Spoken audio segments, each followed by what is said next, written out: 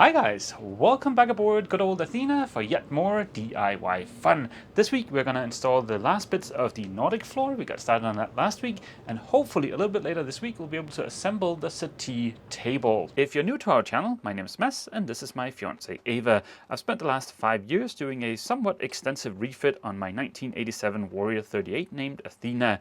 That involved all kinds of fun stuff like building a new rudder using vacuum infusion, gutting most of the interior to make structural repairs, and then subsequently rebuilding most of the interior. I also rebuilt the entire deck and painted the top sides. All of that fun is documented in hundreds of videos here on YouTube. If you haven't watched part 1 of the NautikFlör installation series, I'll pop out a YouTube card for that. But just to get everybody caught up real quick, last week we installed NautikFlör here in the saloon. NautikFlör is a PVC hydroboard panel-based click flooring that's specifically made for use aboard boats. It's waterproof, non-skid, hard-wearing, and has no maintenance. It is easy to work with and looks amazing. After having glued down all of the NautikFlör in the saloon, the very last thing I did last week was to take a flush trimming bit to the openings for the storage underneath the cabin sole. Yesterday I took all of the plywood hatches for the storage in the saloon and also for the access to the bilge and adhered NautikFlör to it. So today we're ready to make it snow.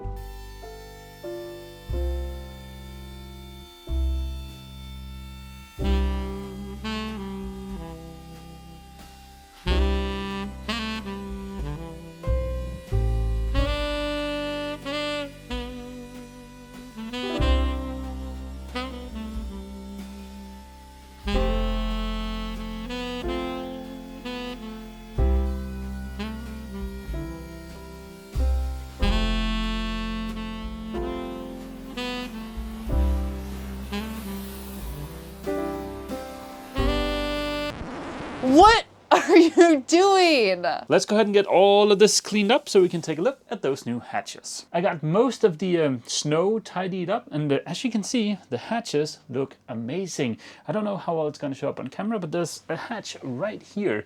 I haven't put the lid on the 2 forward ones yet. The reason I haven't put the lids on the 2 forward hatches yet is because it's kind of hard to get this thing out. As you can see, we don't have any kind of hardware here to grab onto. We have ordered a suction cup. Whether we're going to go the hardware or the suction cup route, we haven't quite figured that out yet. But yeah, at least the hatches look awesome. As you might be able to see, there is a little bit of a lip here, but a small spacer underneath the hatch, and then it should be completely flush with the floor. Over here by the bilge, I did mess up a little bit. As you can see, this color right here doesn't match the color out here. This entire panel here should have been shifted 1 lane out this way, and then the colors would have been perfect. This is a little bit of a stupid mistake on my part. At least I got the rest of the hatches right. It's a really nice color match there. And we do have more flooring coming in, so I could potentially redo the bilge area ones, but we'll see if it's worth it. A quick little side note, and also apology for the somewhat rolly footage in the beginning of this video. We had a little bit of a gale blow through, and I'd forgotten to turn off steady shot on the camera, which means the camera is then trying to compensate for the motion of the boat, which makes the interior of the boat look super rolly. So yeah, apologies for that. Next up on the to-do list is to get NautikFlör here in the forward cabin and also on this little step, as well as here in the head. And yes, that is a ton of food in our shower. That's because the food storage is underneath the cabin sole normally, and yeah, well, that's all emptied out because of the flooring. You might be curious about the wet towel there underneath the head, and that is because we've got a tiny leak from the freshwater flush on our head. NautikFlör is waterproof, so it's perfectly okay to use it here in the head, and it's gonna look awesome. Now we're gonna get another shipment of NautikFlör tomorrow, so let me take care of that leak off camera, and we'll skip ahead until tomorrow.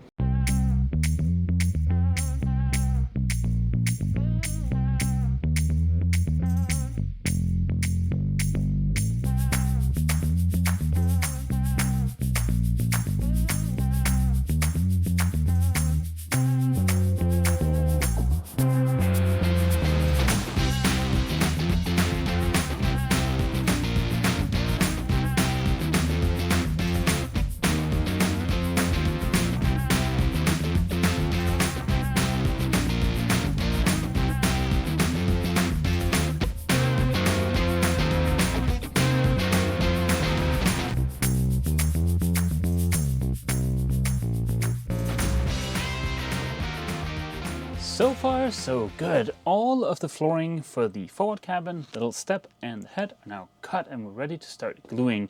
The recommendation from last week of cutting everything and then gluing everything still stands. I firmly believe that is the best way of doing it.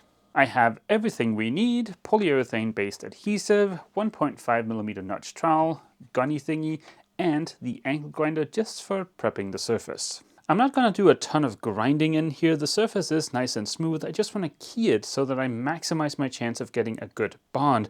It would kind of suck if the floorboards popped up because I was afraid of doing a little bit of surface prep. So yeah, a little bit of Oh Glorious sanding is required. First up, let's get the NautikFlör glued in place. Last week, having all of the individual pieces of flooring labeled really saved our bacon. The forward is a much smaller area, so I doubt it's really necessary, but then on the other hand, trying to solve a puzzle while covered in adhesive doesn't sound like all that much fun.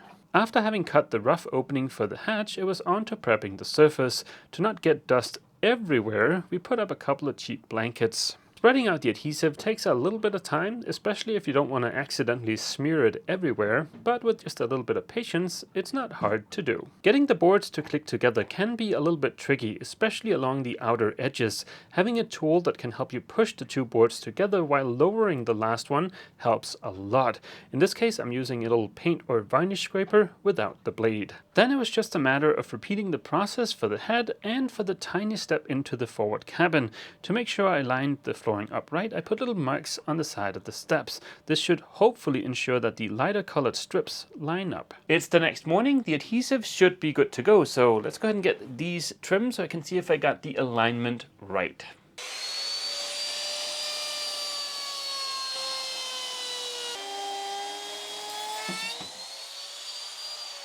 I've got the first piece in there, and here is the second and last piece, and bam! That looks pretty dang spiffy. The lines throughout the boat do line up, depending on where you're seeing the top from relative to the bottom of the step. Of course, those lines might not line up, but they do actually line up. We're not completely done here. We still need to put some nosing on this edge here.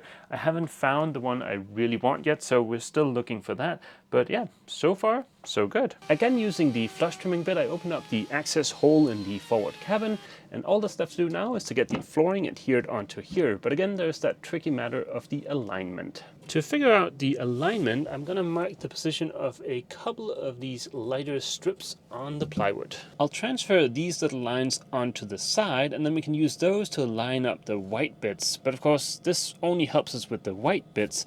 We still have to figure out where to place this board, because for instance here you can see that's not really a good color match, but if we move it over here, that is much better. And to avoid any confusion, I'm also going to mark the little white bit here just to make sure I don't misalign anything.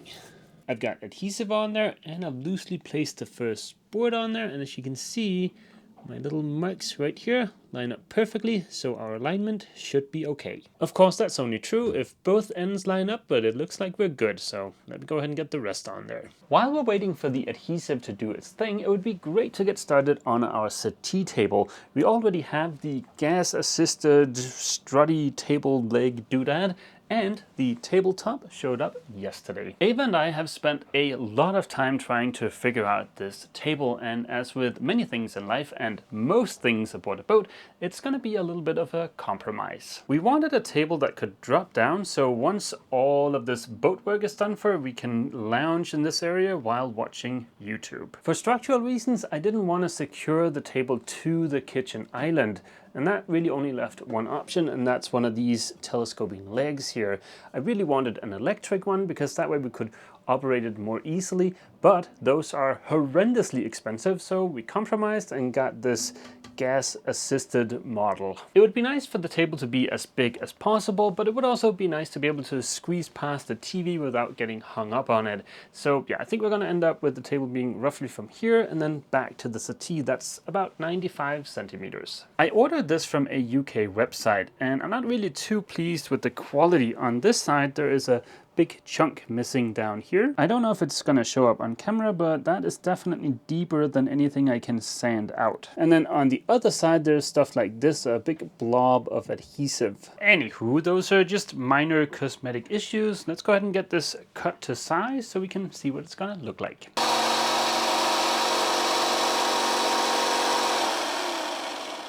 I think some rounded corners is going to make it a lot easier to kind of make your way around the table when you're in the settee, so let's add some of those.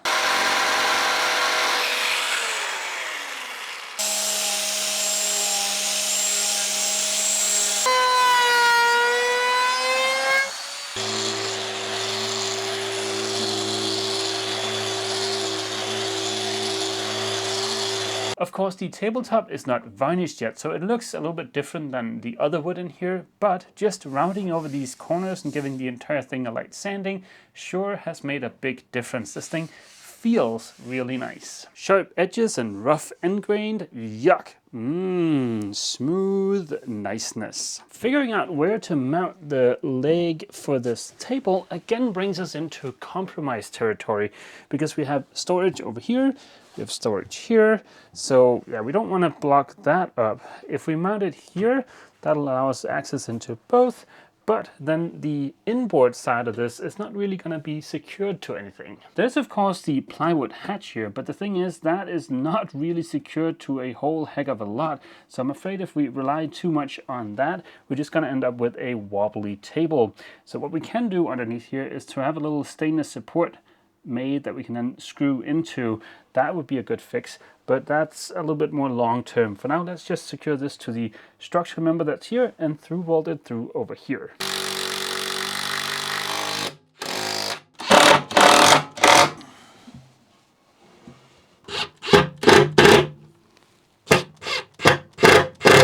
It's the next day and the adhesive on the hatch has had a chance to cure. Now, we'll get back to the table in just a little bit when we've had a chance to tidy up out there and the cushions are back in place. The hatch turned out really well. As you can see, it's a good color match and all of the holly stripes line up. And that means we now have NautikFlör throughout the entire boat. I think it looks pretty dang spiffy. There are still a couple of outstanding tiny things about the flooring, like for instance that nosing by the steps. Still haven't found the stuff I want.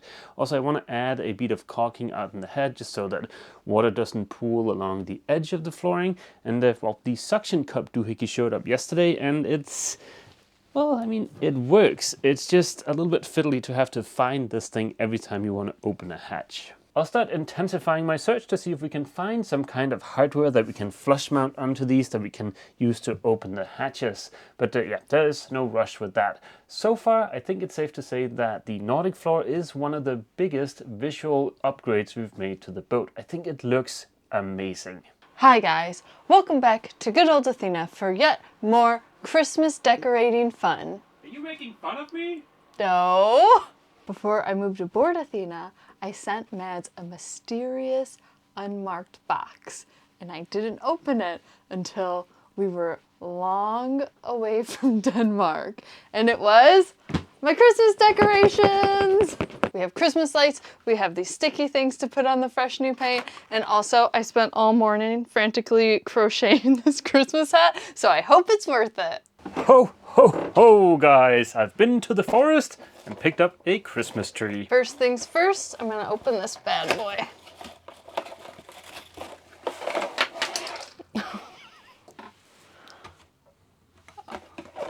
That one, okay. I thought you left some pieces in the forest. This is a very technical technique here of fluffing the Christmas tree. You want to make sure that it's nice and full. Seeing if it fits. No. Okay.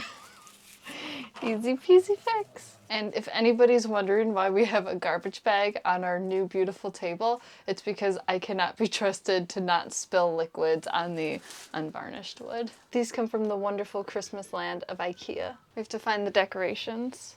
But look, Mads made this for me in LA one year. Our tree might be too little for all these ornaments this year. Test.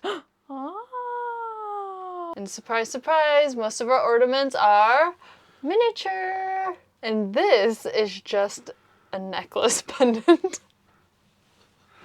And why is that a Christmas ornament? Because it was my grandma's. And I used to have just a white tinsel tree, and it looked pretty on the tinsel tree.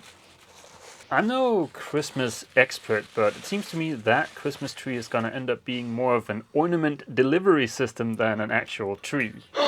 A little Nordic pizzazz. 2 new additions to our collection. I got them for Bronner's in Michigan this past year. Black licorice, because Mads loves black licorice, except it's so gross. And a delicious banana, because I love bananas. You have to safely put these donuts in. Oh, just put it inside of there. That works. Got these beads up, and I'm not gonna lie, they took forever. A couple of gnomes here, and obscene Santa there. We can't forget our stockings. Mine is from my childhood. Mads is from his adulthood. Almost forgot the best part. Oh no, it's kind of sad but kind of perfect, but my little leg lamp is broken.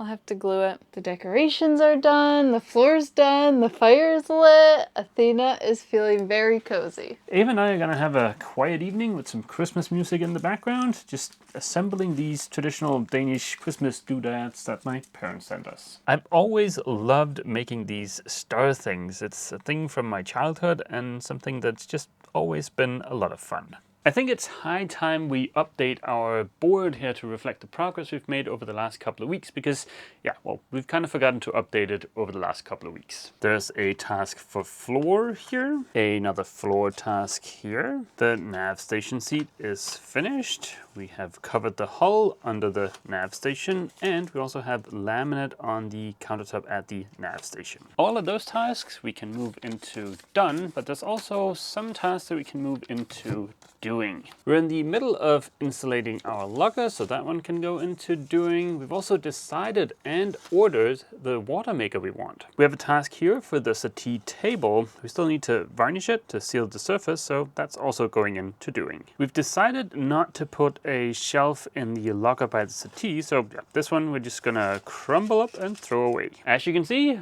progress is being made. It is a Christmas miracle. Next week, we're going to get started on a project that there is actually no task for, and that's new sails.